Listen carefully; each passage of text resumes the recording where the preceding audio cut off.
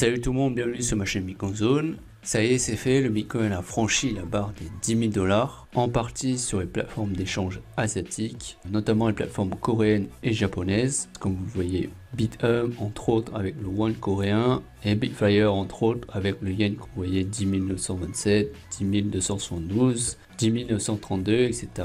Donc en moyenne, ça a dépassé la barre des 10 000 $.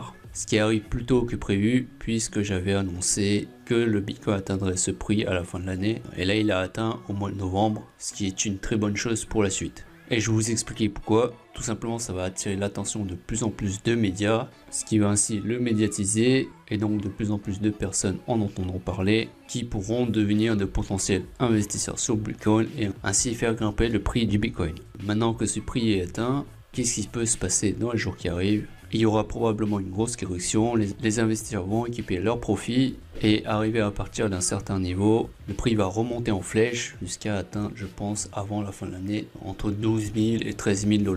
Donc l'année 2018 pour le Bitcoin va démarrer très fort. Comme j'ai dit, de plus en plus de monde vont y investir, notamment de grandes institutions, des commerçants, etc.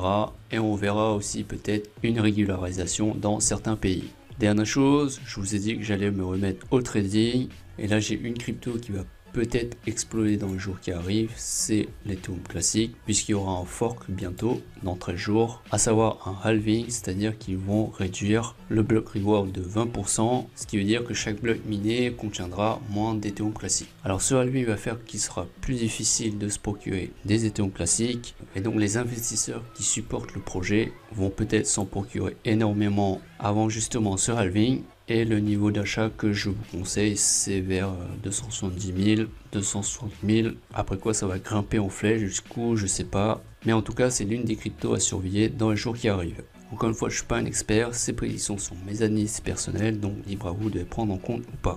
Donc voilà, ce sera tout pour cette vidéo. Si vous l'avez aimé, merci de la liker. Et puis si vous voulez suivre mes prochaines vidéos dédiées à l'évolution du marché des crypto-monnaies, je vous invite à vous abonner à ma chaîne. Merci d'avoir regardé la vidéo. Je vous dis à la prochaine. Ciao.